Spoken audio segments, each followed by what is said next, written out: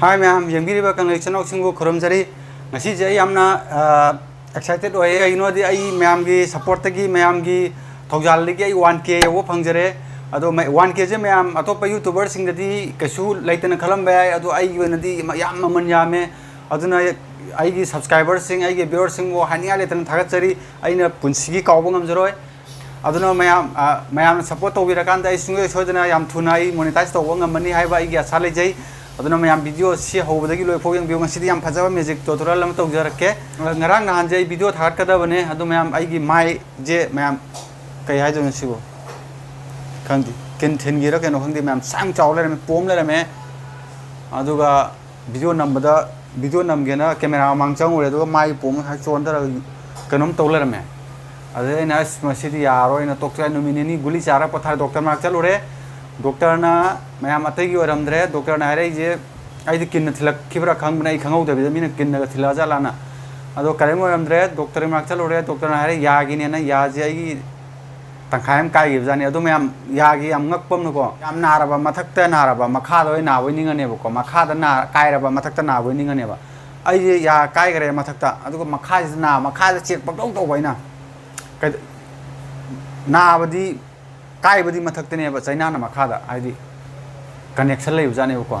अदि आई जे गावरे अदिगे नोआलगा नोम तन जागेना ता उक्चलगा छाइबदा ता ग्राक हायगा ngसागे अकाइबा काकतु तन चंग्रब जाने बा आस अदि गावरे अदि इमानबदि यंगन कांदा मथक तो ओइले रमे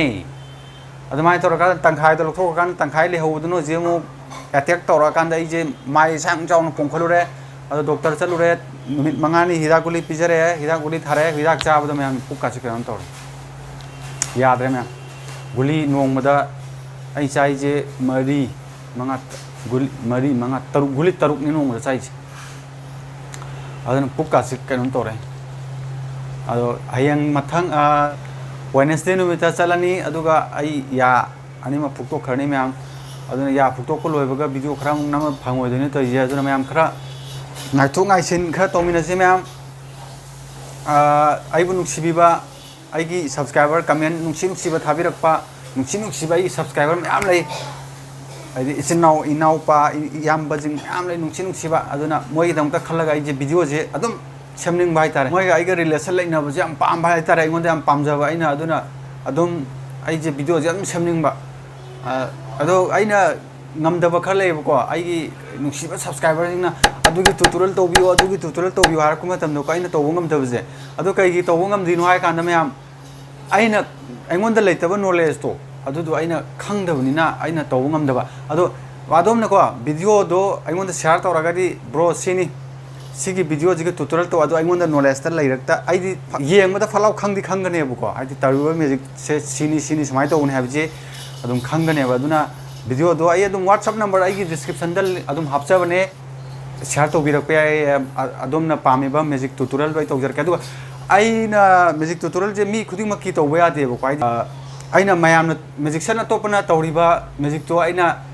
sum tutorial to ai de no anau ba hai tare na ko huju ji so chat li bu do ai na yenga ga khangto ga sum hai dok ta ga di arts ju ai na usitta ba muthat ke na to ba वैन ma'am पूरने अदुना चदे आई entertainment होने तौजबनी ma'am की नुंगाइनबा ngak awa pothanaba तौजबनी अदुगा अतोपा मैजिक सु मैम ले हाइदि टोटल तौबा यादबा हाइदिने ना चेन की तौबिरो हाइबदो आई हुजिक चेन की तौरुबा मतमदा आइना हुजिक कईगुंबा आइजे मैजिक सेन निको अदोमना बर्थडे गुंबा अदगी कईगुंबा फंक्शन नमदा कौरे खलोने आइना शॉट कदबा मैजिक तो आइना टोटल तौथोकी तारगदी फजररोय मगुल लेररोय अदुना खरा अदुम आइना सेपरेट ओइना थमजबनी अदुगा आइना टोटल तौरिबा मैजिक सिंजे फजदे हाइबदिना चदे को मैम अदुम चन्नाबा याबा अदुम सोमना अदुम सोदोर जो अमा दोर जो अदुम चट अदुम सिनबा याबा मैजिक सोदुम यावरि बने आइना टोटल तौजबा ngasi तौदोइ जिजु याम फजबा ट्रिक नेबो को अदु इछाना सेटअप तौबिगदबने बा इछाना समजागदबने को अदु मिदि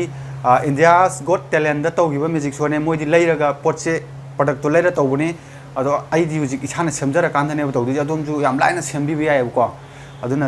अदु म्यूजिक तो तौरजे अदो ngasi je ai yam harawe ai 1k 1 da km yaurapje si ai yam harawe aduna ai yam thuna ai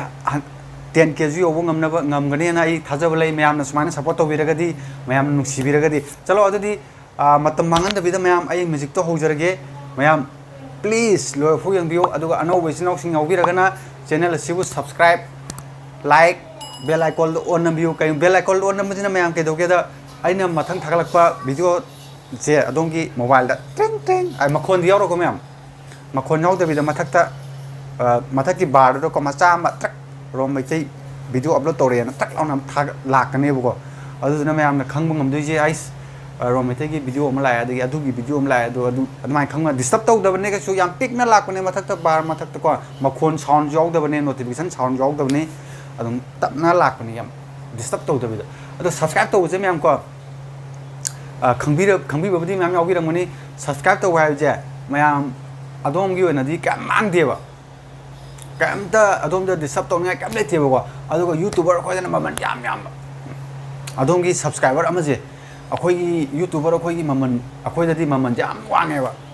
अदुदने ma'am subscribe तौबियो ना अखोइना हाइजरिजे सब्सक्राइब से नाक्तंग अदोमना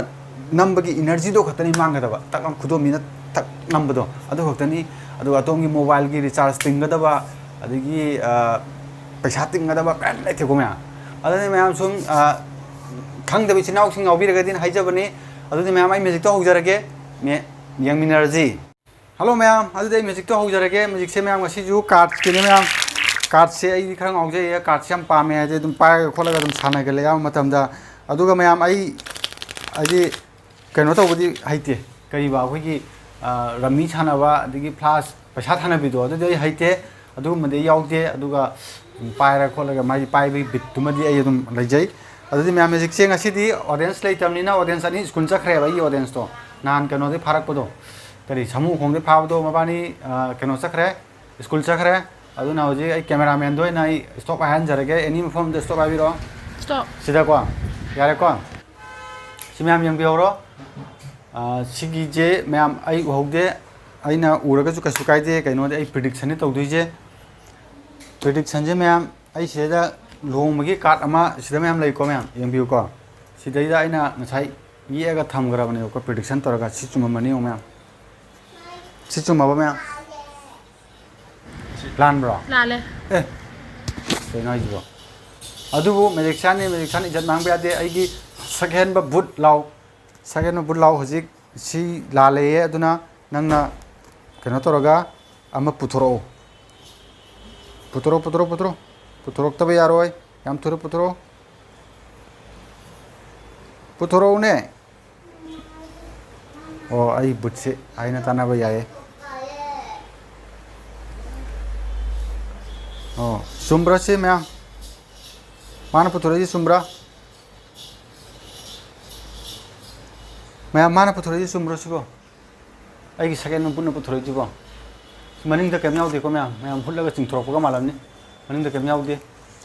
सेकेंड में पुटसिने पुथरो जी सुम्बिप्रो मैम हजिकिदुबो मैम खनगिबदुबो सिनिको मैम मैजिक से अदो ट्यूटोरियल तौजरगे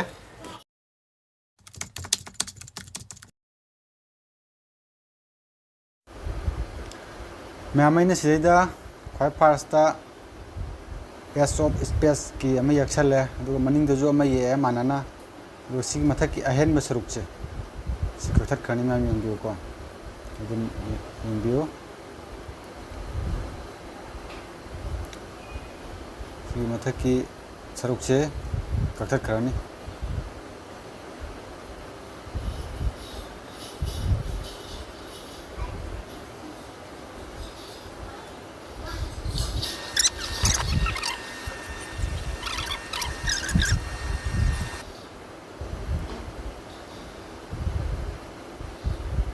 कथला मैम से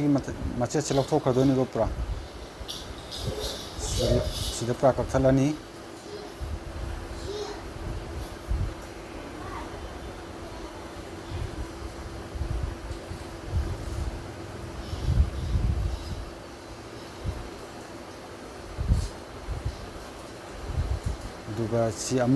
मनिंग कार्ड से पेज से हांगतोक्तब मालेको मैम हजी पेज मालमदोनेब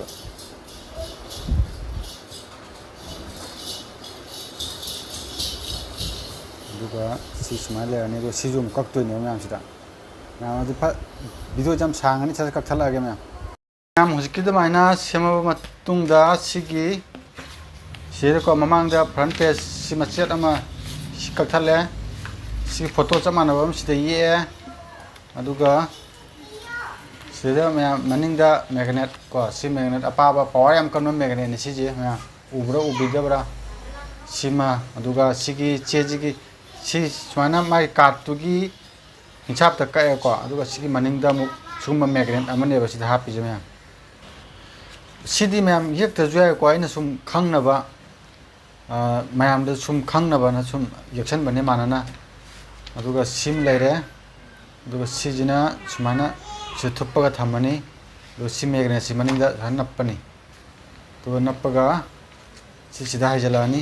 सिगी मैग्नेट से चिंगत मतम दको काखलाने सी अमजे तो सुमाना सी मैग्नेट सिनने काखला सिने दुगा मैम मनिंग दो हरम मतम सी सुमाना तो वन बने सी खुद पैसा लगा मनिंग द कम याव दे कोन हारगा सुमाना